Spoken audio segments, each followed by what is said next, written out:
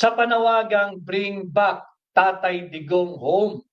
Yan ang kanilang pamamaraan ng pagsasalita, pagsasalahad, pagpupuna at malayang pagtitipon at malayang pagprotesta sa hindi nila pagsang-ayon sa polisiya ng gobyerno. Ito nga po yung pagbibigay kay Pangulong Duterte sa banyagang kamay, sa banyagang korte, sa banyagang tagausig at banyagang mahistrado. Kaya respetuhin natin yung ating mga overseas Filipino workers, yung ating mga Filipino migrants na nanawagan, na nanindigan ng remittance boycott. Hindi ko po alam kung hindi ko matiyak kung ilang araw o ilang linggo nilang gagawin ito. Sa ating mga gising na gising, mulat na mulat at nag-aalab na damdamin ng ating mga kapwa kababayang Pilipino, mga overseas Filipino workers at Filipino migrants. Rating ko, ang ating titulo ay Remittance Boycott ng Overseas Filipino Workers. Ang kanila pong period daw ho ng boycott or no remittance ay mula March 28, kaarawan ni Tatay Digong, ni Pangulong Rodrigo Duterte, hanggang April 4. Hinahanap ko po yung kaninang nakikialam at masyadong marunong na pinakikialaman yung posisyon at paninindigan ng mga overseas Filipino workers. Bakit daw po hindi sila magkakaroon ng remittance? Kawawa naman yung kanilang pamilya. Unang-una, kaya po sila ng ibang bayan upang kumita ng marangal at magkaroon ng malinis na pagkakakitaan para nang sa ganon yung kanilang perang gagamitin upang ipakain at ipampabuhay sa kanilang pamilya ay galing sa parangal. Kung ayaw nila mag-remit ng 1 araw, 5 araw, 1 linggo, wala pong pakialam ang kahit na sino. Ulitin ko, karapatan ng ating overseas Filipino workers, karapatan ng Filipino migrants mag-remit o hindi mag-remit. Karapatan po nilang mag-remit kung kinakailan nila gusto at wala pong sino man ang maaaring magdikta sa kanila kung kailan dapat mag-remit, kung kinakailangan dapat maghulog, kung kinakailangan magpadala sa kanilang mga kamag-anak. Bakit? Pera po ng ating mga kababayang Pilipino yan. Yung ating mga Filipino migrants at overseas Filipino workers. Pribadong pera po iyan at yan po ay pinaghirapan nila, dugod pawis, nagpakalayo-layo sa Pilipinas, nagpakalayo-layo sa kanilang mga mahal sa buhay, kaya walang sino mang pwedeng magdikta na sila ay hindi dapat magpatuloy sa kanilang paninindigan na ilang araw na remittance boycott o no remittance day.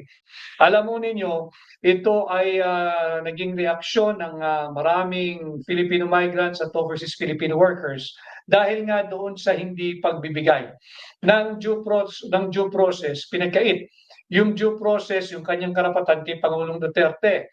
Nakita naman natin kung paano siya ibinigay na tila parang alay o handog sa mga naglalaway na banyaga. At yun nga ho, ay kapansin-pansin na papag-usapan din dito sa Pilipinas yung ating pong soberanya tila inapakan o tinapakang sadya ng isang institusyon. Hindi man po bansa ito ito ay isang institusyon lamang, yung ICC, yung International Criminal Court. Alam po ninyo, pagdating sa usaping sovereignty o soberanya, hindi lamang po teritoryo ang pinag-uusapan pagdating sa usaping soberanya. Pati po yung kanyang mga citizens, yung kanyang pinamumunuan, yung kanyang pinaglilingkuran. At pag sinasabing soberanya, hindi lamang po internal sovereignty, but includes external sovereignty. Yung external sovereignty, ibig lang pong sabihin yan, ay meron po tayong karapatang pamunuan. Hindi lamang ang ating teritoryo, kundi pangalagaan ang karapatan ng bawat mamamayan. In this case that we're discussing now, ang karapatan ng bawat Pilipino laban sa pakikialam, laban sa panghihimasok ng isang foreign jurisdiction, ng isang banyaga, maging bansa man yan, institution o korte, kagaya ng pakikialam ng International Criminal Court, kagaya ng pagtapak ng isang institusyon o yung ICC sa soberanya ng Pilipinas, sa soberanya ng Pilipino, sa katauhan ni Pangulong Rodrigo Roa Duterte. Malinaw po yan. Kasi pag sinabi mong sovereignty o soberanya, yung usaping sovereignty o soberanya, yung external and internal sovereignty. So yung usapin nga po ng soberanya, ito po yung supreme authority and independence. Meron po dapat ang isang malayang republika katulad ng Pilipinas. Subalit nakita nga natin, mainit pinag-uusapan, kahit saan po ako nagpunta, kahit saan ako nangangampanya, kagaya ngayong araw, kini-question niya na bakit inapakan yung soberanya ng ating bansa ng isang institution lamang, ng isang international institution lamang. Opo, isa siyang International Criminal Court, pero hindi siya bansa, hindi siya estado, hindi siya republika kagaya ng Pilipinas. At ang nagiging sentimiento po ng maraming Pilipino, bakit tayo pumayag na tapakan ng isang ICC lamang ang soberanya ng Pilipinas? Hindi po kasi pwedeng maitanggi na hinayaan nating makialam ang isang banyagang jurisdiksyon. Ibinigay natin ang isa sa ating kapwa Pilipino, si Pangulong Duterte, sa isang banyagang korte, sa isang banyagang jurisdiksyon, sa isang banyagang taga-usig, sa isang banyagang maestrado. Bakit? Bukas po lahat ng antas ng ating korte sa Pilipinas. Dapat po, pag nag-uusap tayo ng soberanya or sovereignty, meron po tayong exclusive right to govern internally and externally. Not just our territory, but even over our people. And when we say govern, hindi lamang po ilimitahan o i-restrict yung kanilang karapatan, kung hindi ipagtanggol ang karapatan ng bawat Pilipino laban sa pakikialam ng banyaga. Nakita naman natin, hindi po nabigyan ng due process si Pangulong Duterte. Isa lang ang hiningi niya nung siya ay he was held against his will. Hindi nga po arestado dahil yun nga po yung kanyang kinokontes. Isa lang ang kanyang hiniling. Dalhin siya doon sa tinatawag na competent judicial authority. Hindi nga po naganap yun, hindi nangyari yun, hindi ibinigay yun. At kung ano-ano ng palusot, kung ano-ano ng paliwanag, kung ano-ano ng justification, keso mahirap dalhin o hindi pwedeng dalhin. Simple lang ho naman may choice naman ho lagi . Ang Villamor Air Base ay nasa jurisdiction po ng Pasay. Kung mahirap na dalhin si Pangulong Duterte sa isang competent judicial authority, pinakasimple po, kunin nila, i-request nila yung presensya ng executive judge ng Regional Trial Court po ng Pasay. At siya ay pakiusapan at dalhin sa Villamor Air Base. Nang sa ganun, maprotektahan at maobserbahan at maibigay ang karapatan ni Pangulong Duterte na ayon na rin doon sa tinatawag na Article 59 ng Rome Statute na sinasabi, pagka meron kang aarestuhin, agad-agad, hindi bukas, hindi mamaya, hindi 6 months from today, agad-agad ay dalhin yung inaaresto o yung subject ng warrant o yung subject ng arrest sa isang competent judicial authority. Hindi po nangyari yun .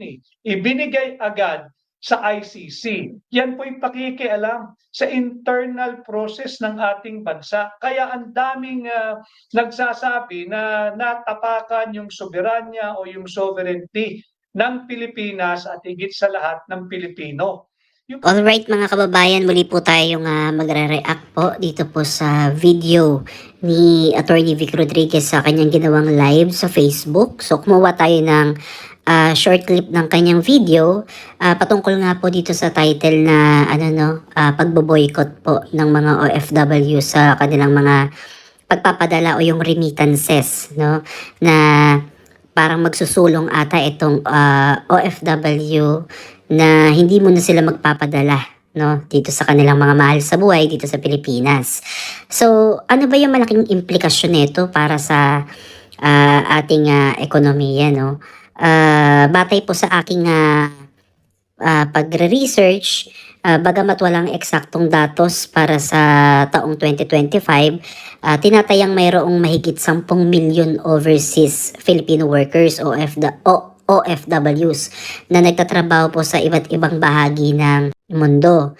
So, yung remittances mula sa mga OFW ay napakahalaga po sa ekonomiya ng Pilipinas dahil ito ay bumubuo po na humigit kumulang 9% ng GDP ng bansa. So, according to ChatGPT yan.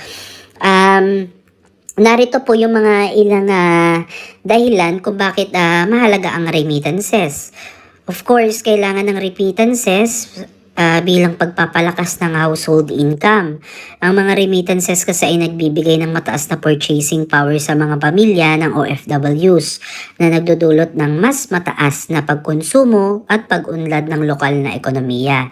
Ito din ay nagpapabuti ng kalidad ng buhay dahil ginagamit ang mga remittances para sa mga edukasyon, pangangalaga sa kalusugan at pagpapabuti ng tirahan na nagdudulot ng pangmatagalang benepisyo. Ayan po yung remittances para po sa mga tuition fee kung may mga anak po silang nag-aaral, no, sa high school o lalo na sa kolehiyo.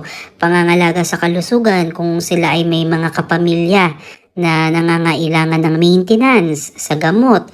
'Di ba? So, ito po yung kahalagahan ng remittances. At ito din po yung pagpapalakas ng foreign exchange reserves. Ang steady na pagpasok ng dolyar at iba pang foreign currency mula sa remittances ay tumutulong sa pagpapalakas ng Philippine peso. And of course, one of the most important thing is yung paglikha po ng trabaho. So, maraming remittances ang ginagamit para sa pagtatayo ng maliliit na negosyo o nagdudulot ng local na employment opportunities. So, napakalaki po ng contribution ng OFWs. Hindi lamang po sa ekonomiya kundi pati na rin po sa pagpapabuti ng kalidad ng buhay ng kanilang mga pamilya. Sila yung tunay na maituturing na modern day heroes nga, 'di ba? Kumbaga, kaya nga marami talagang nagsasabi na ang hero natin ngayon ay ang mga overseas Filipino workers.